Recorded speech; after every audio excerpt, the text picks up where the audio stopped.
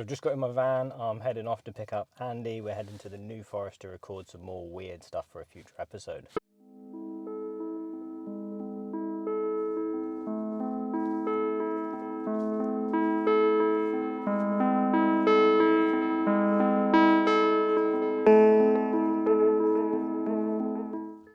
Hello and welcome to Wyrd Wessex.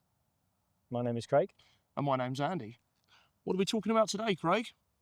The New Forest. That makes sense. That is where we are. I've kidnapped Andy again. That's it. Just woke up here just with a stick. Yes, so the New Forest, a vast expanse of ancient woodland, has witnessed centuries of history. Once a royal hunting ground, it remains a place of mystery and legend. The forest's rich history is intertwined with the lives of the New Forest commoners who have preserved ancient rights to graze their livestock on the land. The forest is dotted with ancient monuments, from mysterious round barrows to historic sites. Long before the Norman conquest, the region was home to the Utes, one of the Germanic tribes who settled in Britain. After the Norman conquest, William the Conqueror seized the land and proclaimed it a royal hunting ground. To create this vast expanse, he forced the eviction of countless villagers, transforming a thriving community into a desolate wilderness.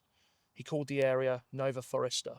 The death of two of William's sons, including his second son, young Prince Richard, was shrouded in mystery. Some say that these tragedies were a divine retribution for the king's ruthless actions. Prince Richard met a tragic end during a hunting accident in the New Forest in a collision with an overhanging branch, probably in 1070 or shortly afterwards. Some say a curse was placed on William the Conqueror by a blacksmith. The most infamous death related to the New Forest curse is that of King William II, known as William Rufus, or William the Red, possibly because of his red hair. Regretting my decision not to wear whirlies. As the legend goes, on August 2nd, 1100, William Rufus met a tragic end in the New Forest. The exact circumstances of his death remain shrouded in mystery, but the prevailing account involves a hunting accident. It is said that Rufus and a group of companions were hunting in the forest when a deer was spotted. As the king raised his bow to shoot, an arrow fired by Walter Tyrrell struck him in the chest. Tyrrell claimed it was an accident. Oops. A tragic mishap caused by the glare of the sun. However, many historians and chroniclers have questioned this explanation. Some believe that the incident was a deliberate act, perhaps even an assassination plot orchestrated by Rufus's brother, Henry I, who quickly seized the throne after the king's death. The swift succession of Henry I to the throne and the mysterious circumstances surrounding Rufus's demise have fueled speculation and conspiracy theories for centuries. The story and the legend of the curse has been retold by English singer-songwriter Frank Turner in his song An English Curse from the 2011 album England Keep My Bones, where he says, "With John's curse it called out and Lord Tyrrell fired low, his arrow struck Rufus with a sickening blow, and he fell from his horse to the ground below, and the land took him for its own, the land took him for its own. So if you steal the land of an Englishman, then you shall know this curse. Your firstborn son warm blood will run upon the English earth." Craig. Yeah. Wouldn't it be better if we just let Frank tell this bit himself? Yeah, all right.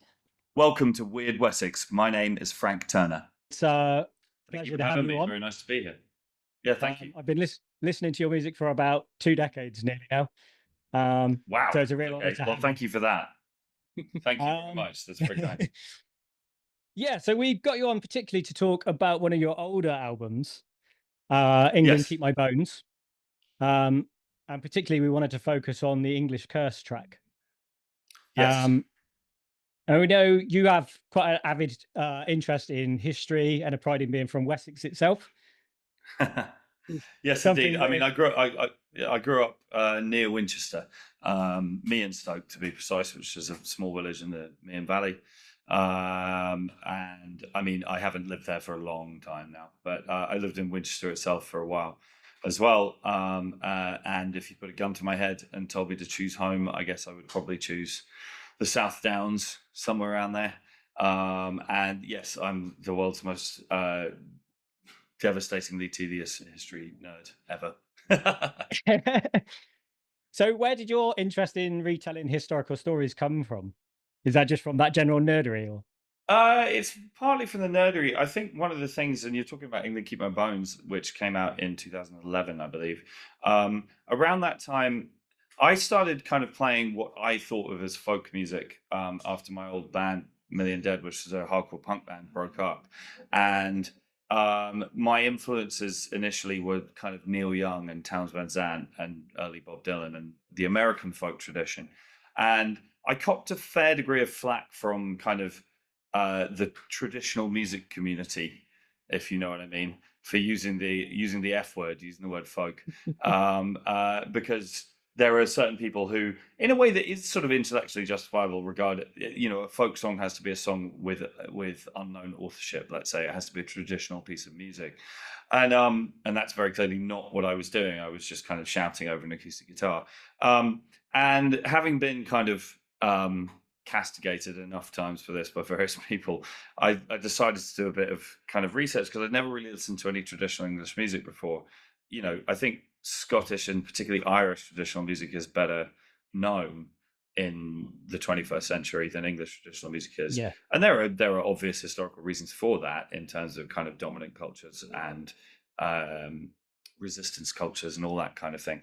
But anyway, so I sort of charged off and started listening to kind of Cecil Sharp House compilations and getting more into people like Martin Carthy and Liza Carthy as well, obviously, and just sort of rummaging around to find what I could of traditional English music. And one of the things that I loved about it, there are many things I loved about it, but one of the things I loved about it was that there was a fair degree of kind of historical storytelling in the music. There are a fair few kind of Napoleonic era songs that are that tell historically kind of verifiable stories. There are medieval ballads and that kind of thing that have kind of actual historical precedent and that kind of thing. And it was a moment of kind of realizing there was a way of fusing my two principal interests in life. So I started being interested in that idea at that point. Fantastic. For anyone listening that doesn't know, can you tell us a little bit about what the track English Curse is about? Yes. So this track, English Curse, I mean, the first thing to say about the song is that it's an a cappella track because an awful lot of traditional English music is, if you want to get really purist about it, a cappella because they're field songs, generally speaking, and they're unaccompanied. And certainly the guitar doesn't show up in England in any meaningful way until quite late. And so some of them might have been fiddle accompanied or squeeze box accompanied, but a lot of them, at least in design, can be sung a cappella and are sung a cappella. And again, particularly if you go to the Cecil Sharp House Library recordings series, there's a lot of songs, the Banks of Primroses and Drink Old England Dry and that kind of stuff, which are just for the voice alone, unaccompanied, often just one voice. So I was interested in the idea of writing a song in that kind of vein. And if you want to get musically technical about it, there are certain kind of modes which are more prevalent in traditional English music. So I was kind of, I'm not quite good enough to sit down and, I mean, I can't read and write music, but to play you the mode, but you can sort of hear it. You know what I mean? There are certain kind of intervals and certain kind of, to me, slightly unusual notes that come through. So I was kind of, excuse me, messing around with that and came up with a melodic structure for it. And then I had this story that I came across, which is the story of the death of King William II. And William II was killed in the New Forest, which is in Hampshire, down Ringwood Way. And he was killed in an incident that still, if you get into the actual history rather than myth part of it, it remains nevertheless quite unclear what actually happened. But essentially, he was the king. He was King William the Conqueror's oldest son. He wasn't enormously effective or popular, and he was shot dead with an arrow by a hunting companion of his during a hunting expedition. And the sort of official story was that this was an accident. It was Lord Tyrrell, I believe his name was. I think it's William Tyrrell. That's it. Yeah, shot him with an arrow. And he died, and then there was a kind of scramble back to the palace of various kind of surviving brothers and sons and this kind of thing. And in the end, Henry, who became Henry I, wins this. But without being conspiratorial about it, there is certainly a plausible scenario in which Henry had something to do with this slightly unusual hunting accident and essentially Yeah. assassinated his brother in order to claim the crown. I mean, it's long enough ago that nobody's ever actually going to be able to get to the bottom of that with any degree of certainty. But it's that's the kind of official history part of it. So what were your sources for the side of the story about the curse? A bunch of different stuff. There's a book that I have, and I'm not going to now remember the name of the author unless I get onto the Google. But there's a book I have called Folk Tales of Hampshire, Okay. which tells a slight. It's an old book. It's kind of, I want to say it's like from the 30s or something like that. I found it in a secondhand bookstore or something.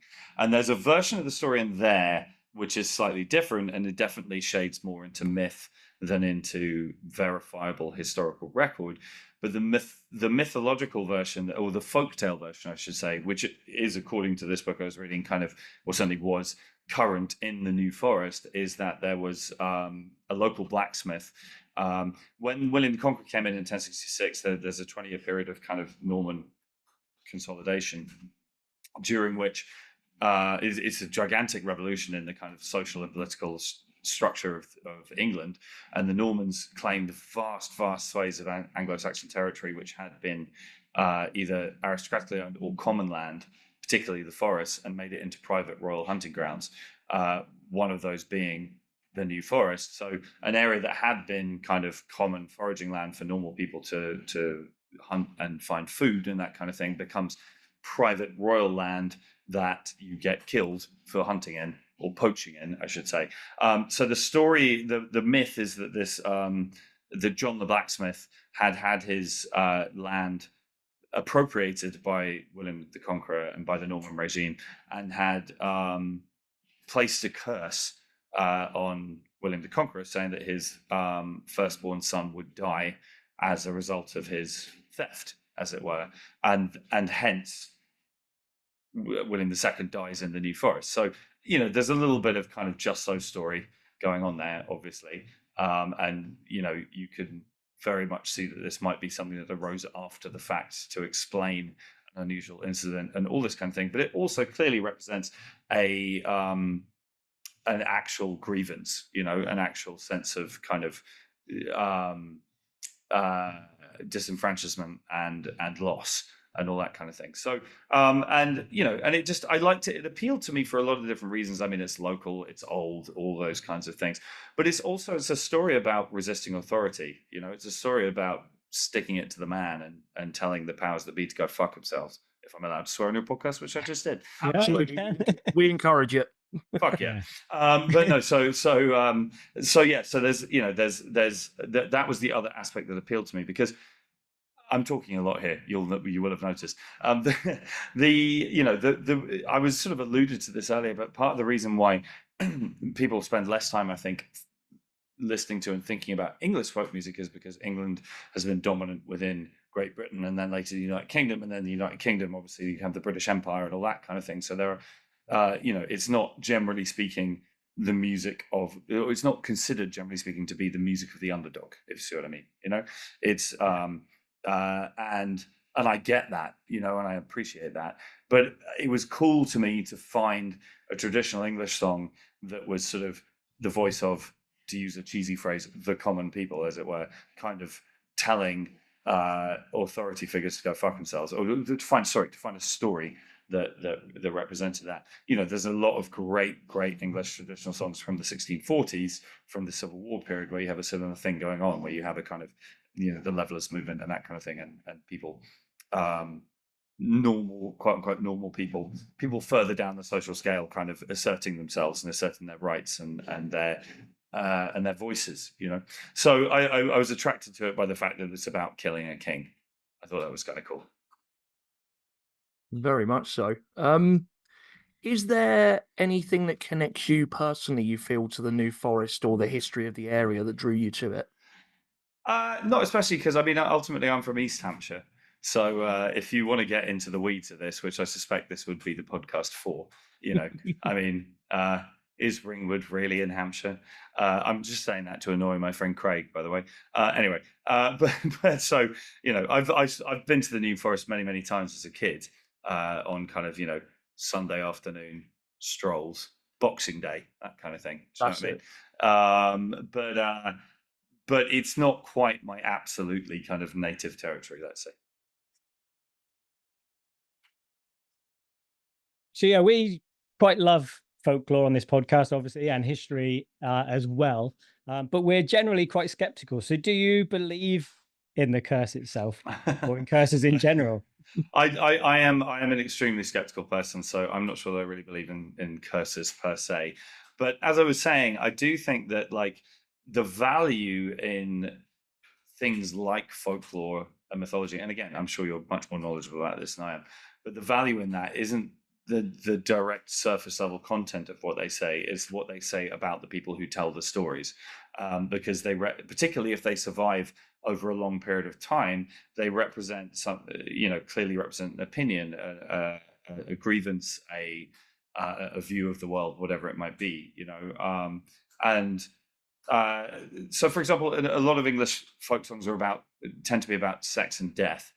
You look at Oxford Girl, you look at Matty Groves, all those kinds of songs.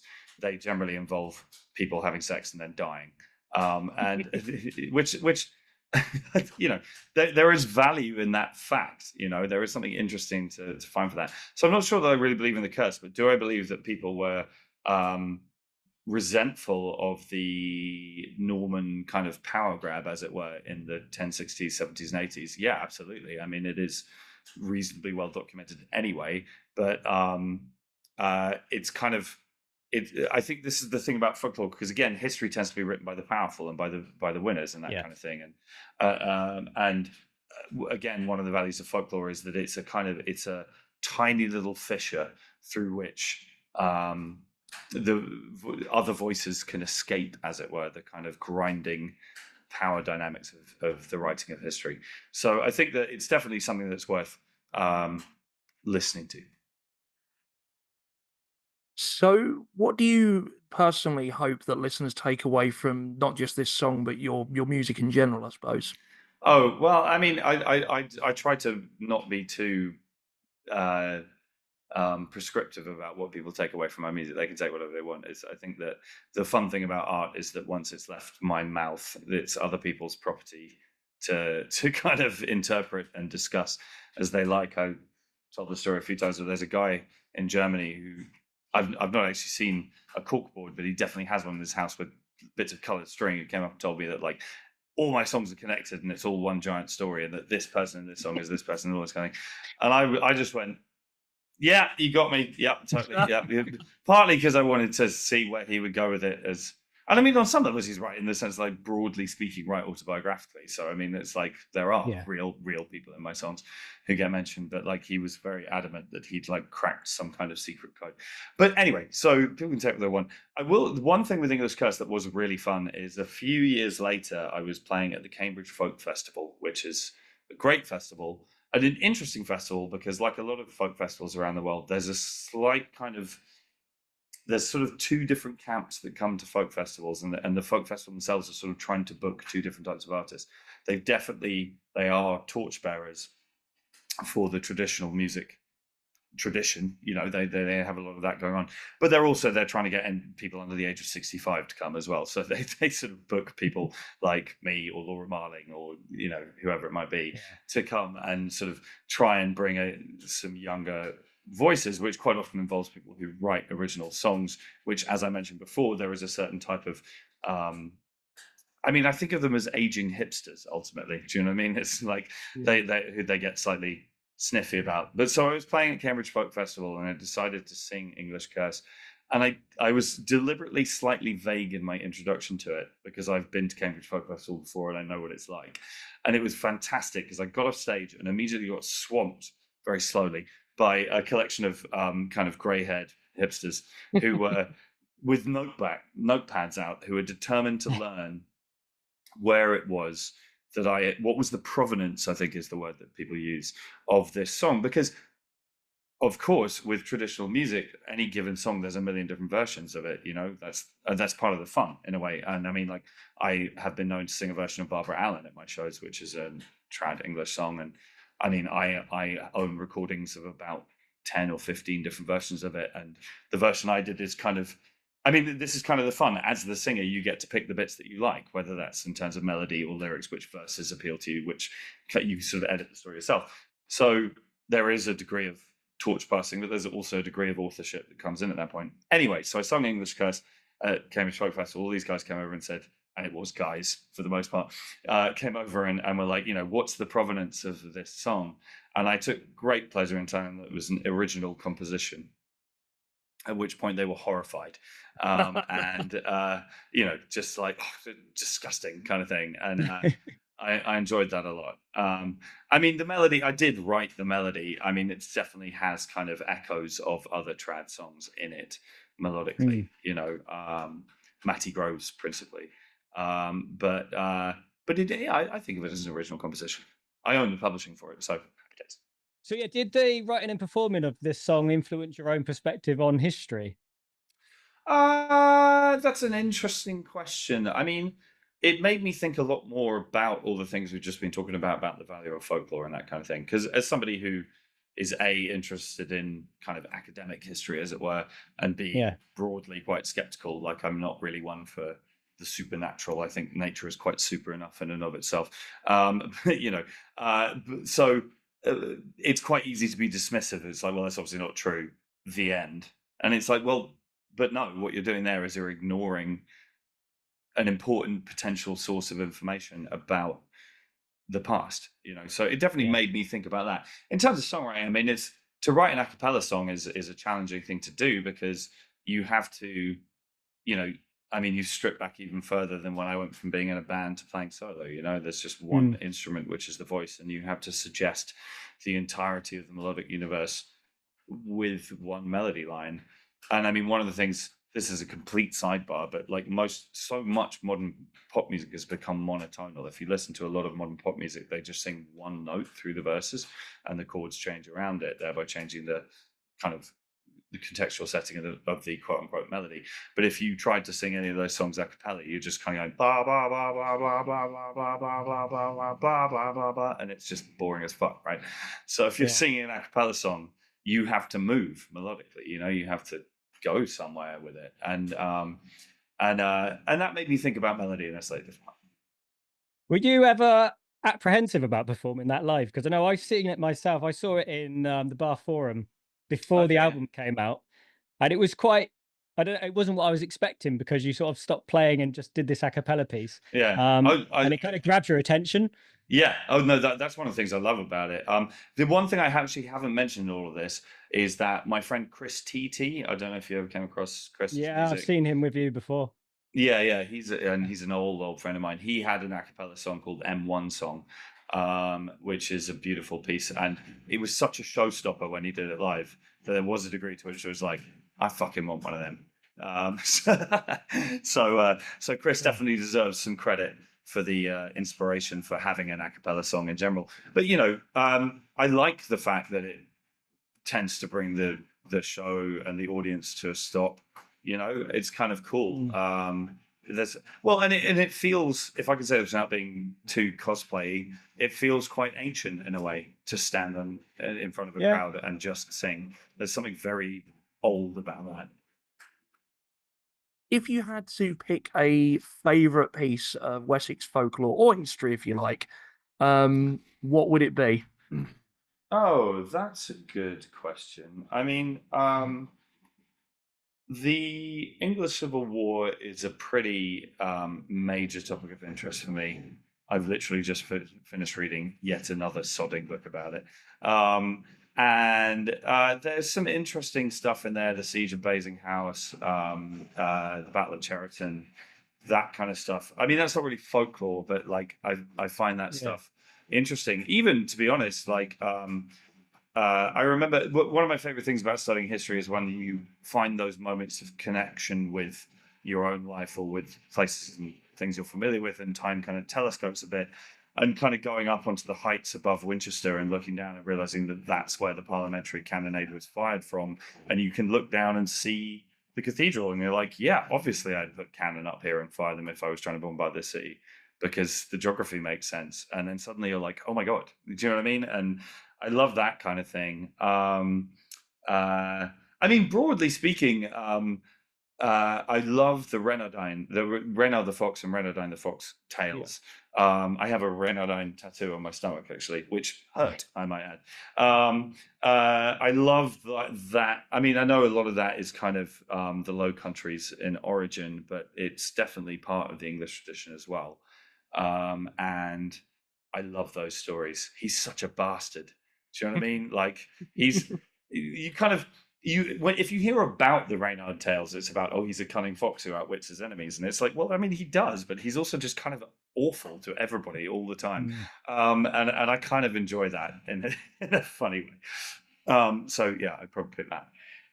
I think most folklore heroes, if you look back, there's even King Arthur. There's stories where he was a bit of a bastard as well in the early tales. You know? Yeah, and there's definitely, I think that like most things, the Victorians are probably to blame for this, but there's definitely been a kind of a moralization of our folklore, I think, at a certain point, you know, and then you get into kind of Ladybird book territory and all that kind of thing.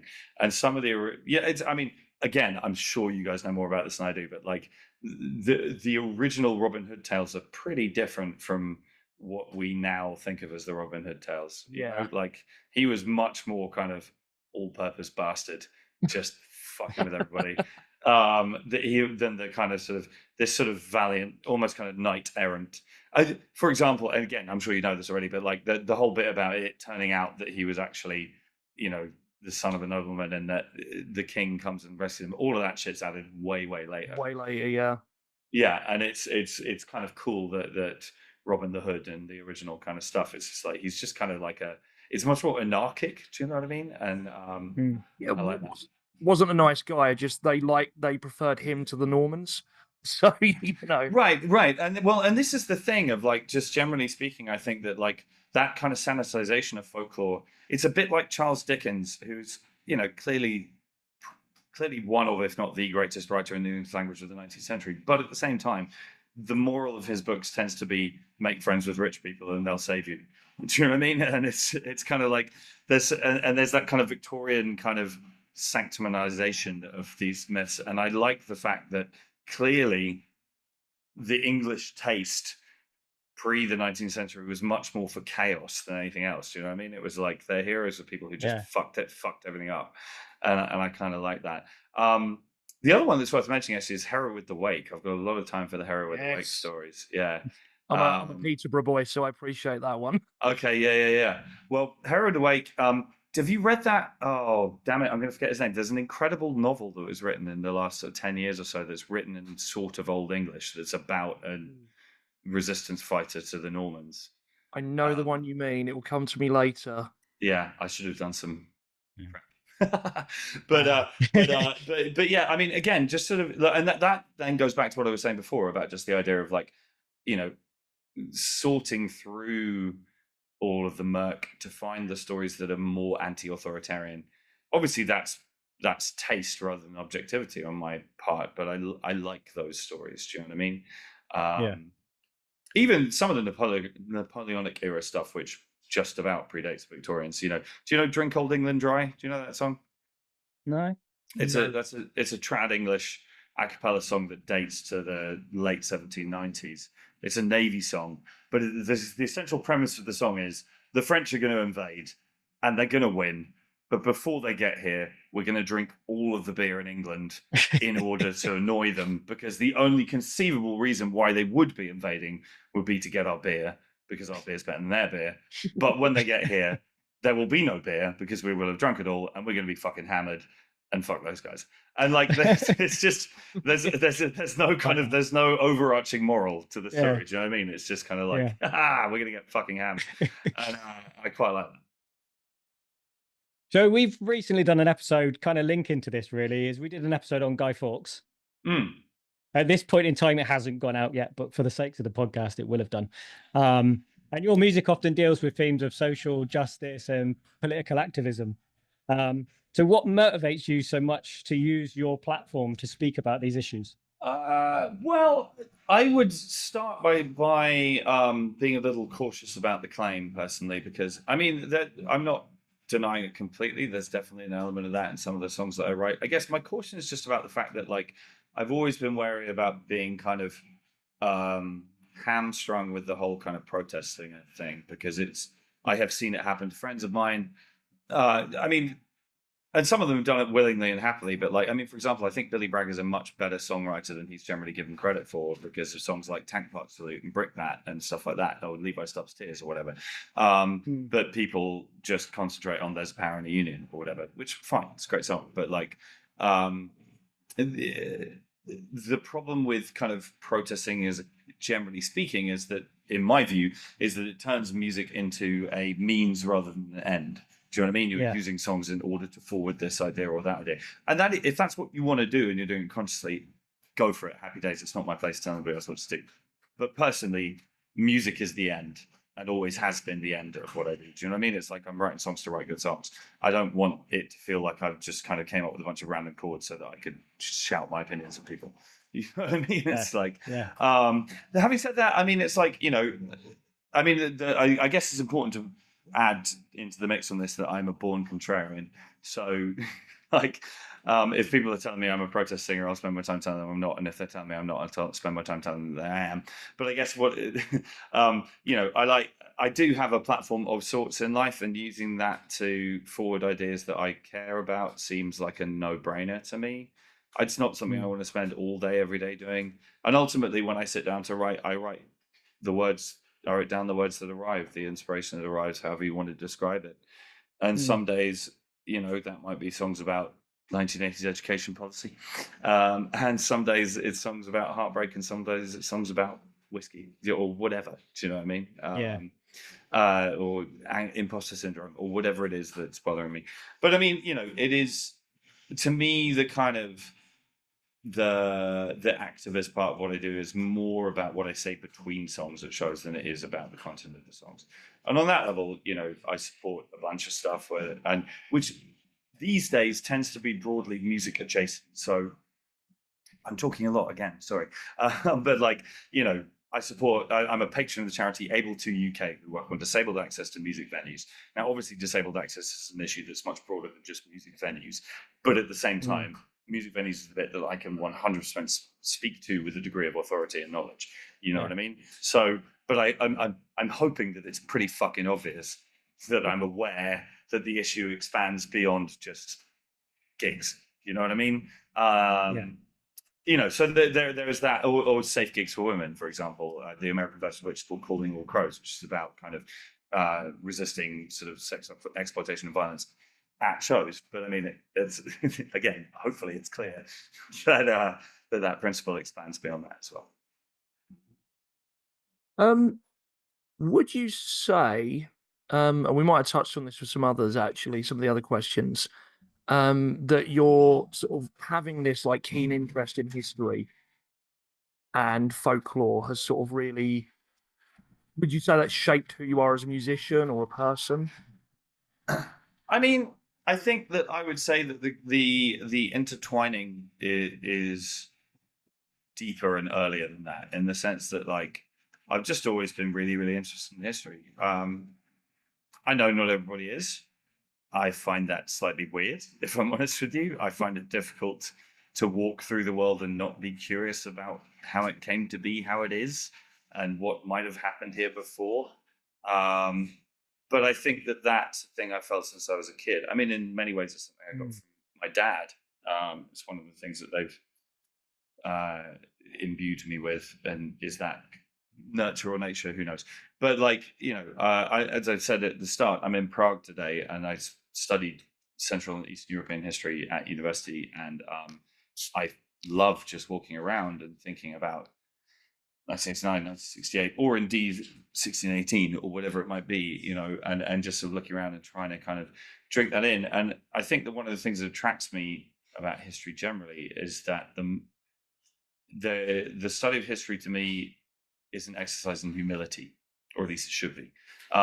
You know, the past is not a place that you kind of visit on a package holiday to tell off. The past is a place that you try to learn about, and in the process understand how little you know about everything else. You know, and the process of maturing, to me, is a process of understanding the gigantic limitations on your own knowledge of the world. And I genuinely wake up in the middle of the night panicking about the fact that I will never read all of the books that I want to read. I'm not kidding. Like, I really, Yeah. and like, I mean, right now I'm reading an 800-page history of the 17th century with relation to climate, and it's utterly fascinating. Anyway, but so Yeah. I think that the world changes and moves forward. Well, I'm always wary of the word progress because, again, I think the study of history should disabuse people of that the simplicity of that notion. But like a degree of humility, a lot of people have come before us, and they were all just as kind of biologically equipped to think about the world as we are. Do you know what I mean? And they did a lot, and I think it's that one can pay them the respect of taking them seriously, even if you don't agree with what they thought and said. And indeed, sorry, I'm going to rant now. But then finally, also understand that many of the opinions and ethical codes that we all live by are contingent, and that people 500 years from now will look at some of the things we do with very raised eyebrows. And with that knowledge in place, you could possibly lower your own eyebrow about some of the things you see when you read about the past. Excellent. Very easy to sort of cast sort of blame, as you say, into the past, and just without understand that mindset, isn't it? Well, I also just think that if you're trying to find things to get angry or blame about in the past, then what you're doing is not history anyway. Study of history is not primarily a moral exercise. Yeah. You can have opinions about it in the final analysis, but like if you're just reading about history to find things and people to be pissed off with, you're not really doing history anyway. Do you know what? I think that's a really good note to end on, right? Absolutely. Yeah. Sorry, I yak on quite a lot. No, it's fine. Honestly, in our other lines of work, we both sort of work in or sort of around history, so that side of it's really fascinating to us as well. Awesome. Yeah. We appreciate you taking time out of your busy schedule to talk with us today. Is there anything you want to plug before you go? I'm on tour forever, and there are tour dates on my website. I'm gonna dig into the rest of the podcast. I've really enjoyed this. Oh, bless you. Thank you. It's I've really enjoyed speaking to you. It's been looking forward to this since pleasure. Craig texted me about it a few days ago. Lovely, wicked. Well, listen, both of you have a great day. I'm gonna get back to Prague. Have a great one tonight. Awesome. Enjoy Prague. All right, thanks, guys. Stay weird.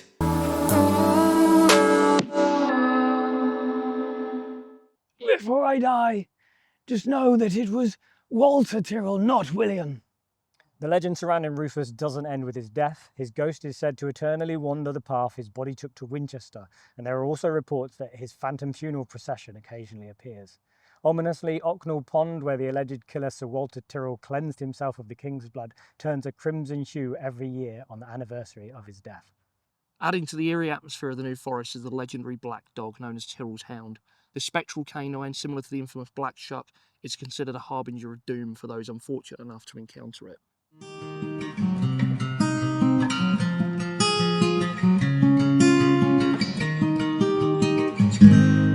In the 15th century, a great calamity came upon the New Forest.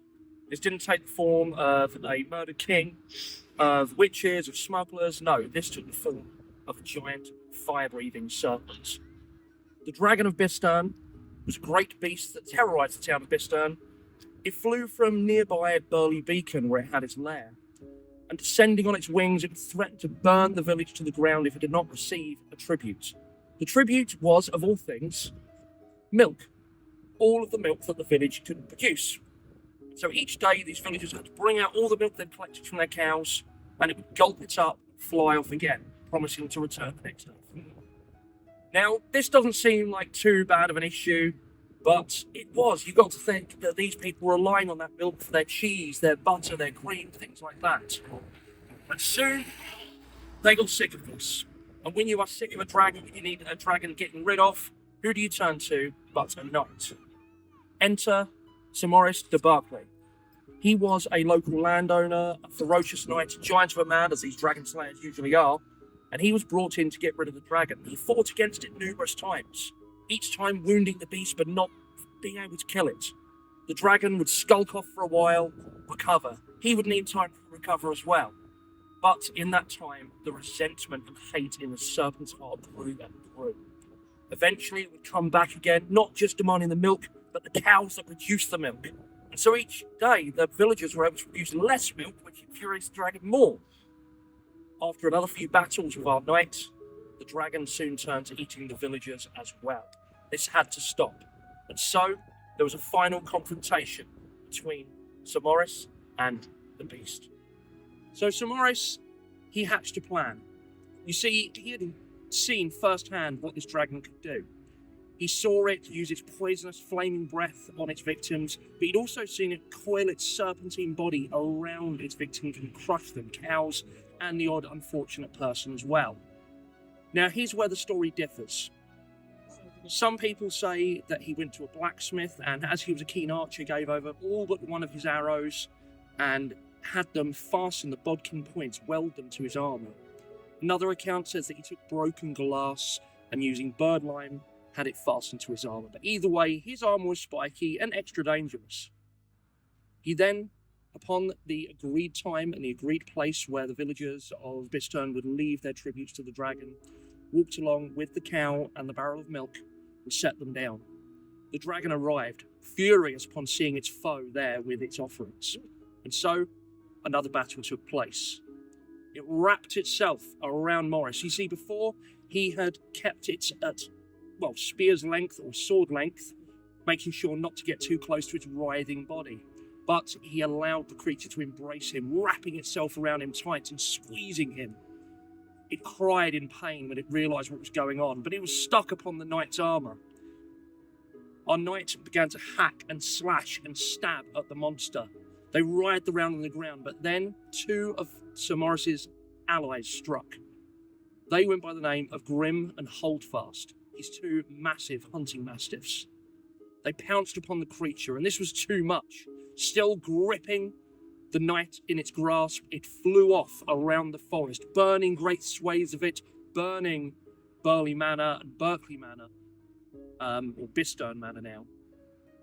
Eventually, it came crashing down. Now, Grim had either fallen prey to the dragon's teeth or actually fallen from the dragon that flew and died.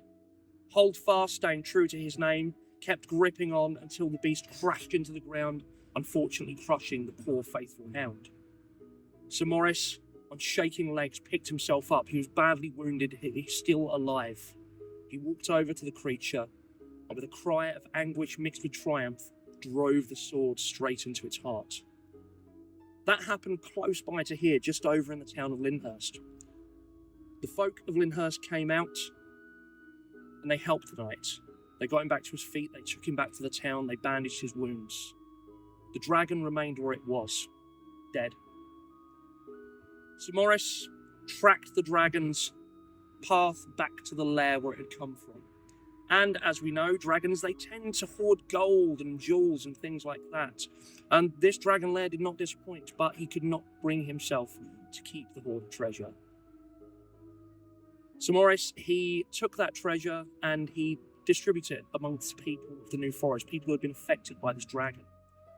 He rebuilt Bistern Manor, and above the doorway, he had carved in stone two dogs, the likeness of Grim and Holdfast, faithful hounds that stayed faithful until the last. Above it was added his new coat of arms bearing a dragon to commemorate his deeds. But this victory still rang hollow for our knight. He couldn't eat, he couldn't sleep, he thought he saw the dragons everywhere. He took to wandering the New Forest with his bow, constantly watching the skies, worried he would see those beating wings and hear its roar. And he kept finding himself back here, the site of the dragon's fall. You see, where the dragon fell, as is often the case with giants and dragons that die in stories, it did not stay just bare bleached bones. No, a hill formed atop it. He had buried his two dogs there. And it was up on this very hill that we sit on now that Sir Maurice climbed to the top of it and took his last breath. And here he was buried alongside those dogs atop the dragon that he had killed. These yew trees just behind us apparently mark the spot where he died. Some say the yew trees behind us, there's 4 of them. 1 for each of the dogs, 1 for Sir Maurice, and 1 for his yew bow that he dropped on the ground as he died. Standing watch over this very hill, the remains of the dragon that he conquered. And some people say that if you come up here at night, or when it's getting towards night, you can hear the rumblings and the last gasps of breath from the dragon below. Actually, Craig, I'm starting to get a bit worried about this. Can we, So we've explored, well, really barely a fraction of the New Forest, I guess, but, you know, between Dragon Hills and witchy shops, and bought myself a potion. What is it? Don't know what it does. Find out later, I guess. Sounds iffy. Yeah, I mean, we've probably only scratched the surface, so I'm sure we'll do more New Forest stuff at some point. But it's not over yet, because we've finally found the Dark of the New Forest. The Dark of the New Forest. Is there an echo in here? I reckon there's a song in that somewhere. Yeah, A cappella, I imagine. probably. No, so we're going to just do one final story that happened near here. And it's Operation Cone of Power. Cone of Power. It's a good name. It's not to be confused with the Cone of Shame that the dog wears. Yeah, this was quite a, well, in the witchcraft world, quite a significant event, wasn't it? Yes, and we did recently cover the witchcraft. Partially in the New Forest, yeah. Yeah, and so there's a character that comes up in this that we covered recently. We talked about the New Forest coven before and the involvement of witchcraft in World War II. It was close to this spot that Gerald Gardner, on August the 1st, 1940, Lammas Eve, took part in a great ritual, one to counter the evil of what they saw coming from the Nazis, one that would take such a toll on the coven it would prove fatal. They were fearful of the Nazis invading England, and Germany at that point looked unstoppable. The goal was simple on the face of it: perform a ritual to influence the decision of the Nazi High Command, steer them away from Britain. No doubt, with the stories coming out of the Nazi-occupied territories, the Romano population of the New Forest that Gardner and his coven interacted with were well aware of what could happen should they fail. They would raise a cone of power, a Wiccan ritual where the practitioners form a circle and direct their will, thought and magic up to a point, all the time drumming, chanting and casting their intent towards that point. When the ritual is finished, it is released as a bolt towards the intended target. The details of the ritual itself are very thin on the ground. Instead of the traditional bonfire, probably due to wartime blackout rules, the witches used a shuttered lantern, gathered naked under the cover of darkness to channel their energy into a powerful force directed towards the mind of Adolf Hitler. The chant was said to include the lyric, "You cannot cross the sea, you cannot cross the sea, you cannot come, you cannot come." Gardner was quite vague on these details, but his fellow practitioner, Lewis Wilkinson, elaborated that it was often the way that when one needed to increase the power of such a spell, the ritual was performed naked, and many of the coven were advancing in their years. Perhaps the energy demanded of such a task drained them of their very life force, or perhaps pneumonia was to blame. There was speculation that 2 local deaths were connected, as 2 local men in their 60s and 70s respectively died. Both were known to be involved with Gardner and the coven, and were deemed likely to be involved in the rite. As we know, due to the heroic efforts of the Army, Navy and RAF, as well as a timely, ill-advised invasion of Russia, Germany did not invade. But perhaps we should spare a thought for those magical protectors of the country, for even if their ritual had nothing to do with our shores remaining free of the Nazi invaders, they were prepared to risk and even lay down their lives for the cause all the same. So there you have it. Yeah, it's a bit vague on where it was, but it is said to be close to this stone. They met at a hanging tree, didn't they, first? Yes, So the yeah. story goes. Yeah, like you say, it's a little bit vague as to the actual location. I think that's just a stump now, isn't it? All right, Craig, Hmm. those words, those were the actual magical words. Hmm. Start glowing. Spooky. Hmm. To be fair, when you had your light out just now, your trousers were glowing. Oh no. That's why that pig shagged my leg earlier. But should we go and have a look? I've definitely heard some stuff around here. There's something walking around, probably some of the livestock. There are pigs and horses and donkeys. We saw some deer on the way here as well. Yeah, maybe William Rufus's ghost. We Let's can go. only hope. We'll go and have a quick look, see if we can find the ghost, and then we'll come back with some weird news.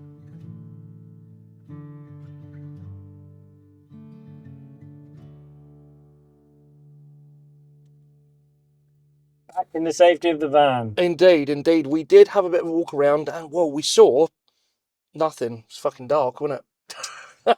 No Rufus. There were noises. There were noises about the woods. It could be demons. It could be witches. It could be the ghost of William Rufus, or it could be the absolute loads of stuff that lives in a forest and moves around at night. Yeah. So we thought we'd quickly do some weird news before we head home. That's it. As is tradition. You got anything for us? Nope.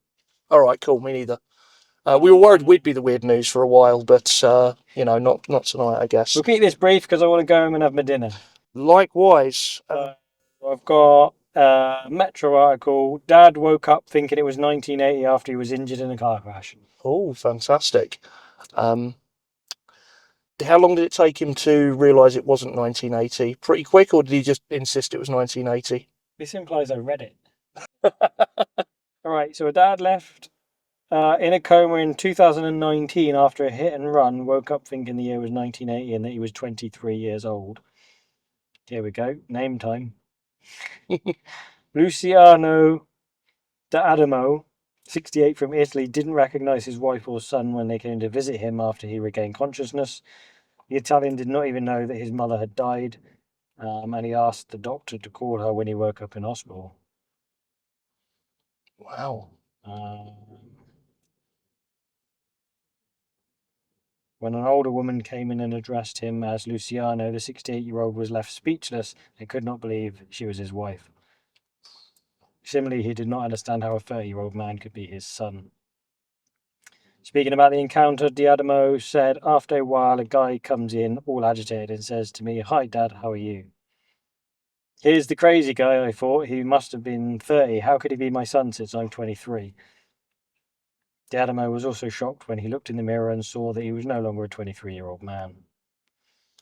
That's got to suck. That is weird, though. That is pretty weird. I mean, he's talking kind of past tense like he gets it now. Does say doctors are still helping him piece his life back together.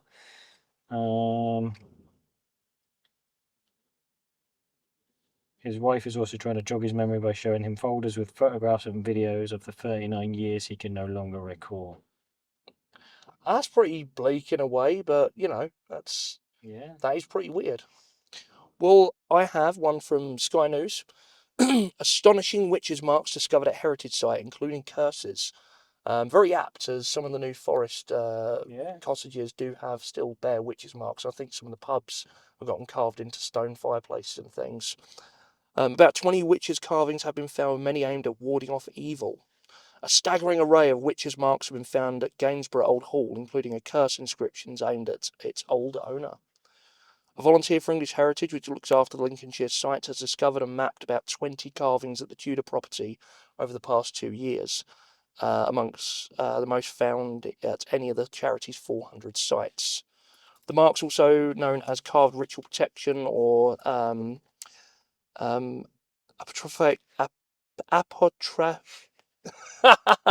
I can't words today. I've been out all day. Apotropaic. I'm going to go with that. I don't do words.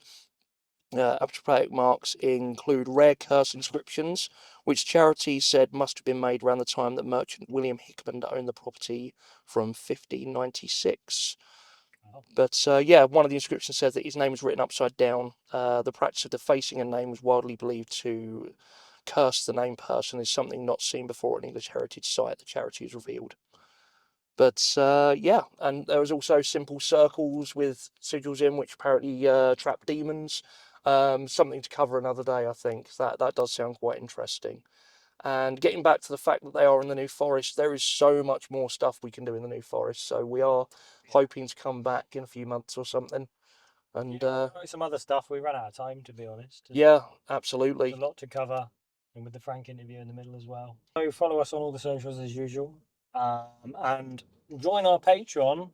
There's at least a couple of bonus videos on there at the moment. There should be another one coming soon, but at the moment there's the interview with Frank Turner, which Would have gone out a month ago. I've just realised. Yeah.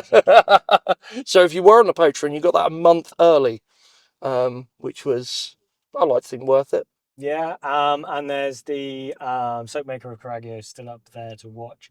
And there will be another one coming shortly. Yeah, you're working on that one. It's quite a good one.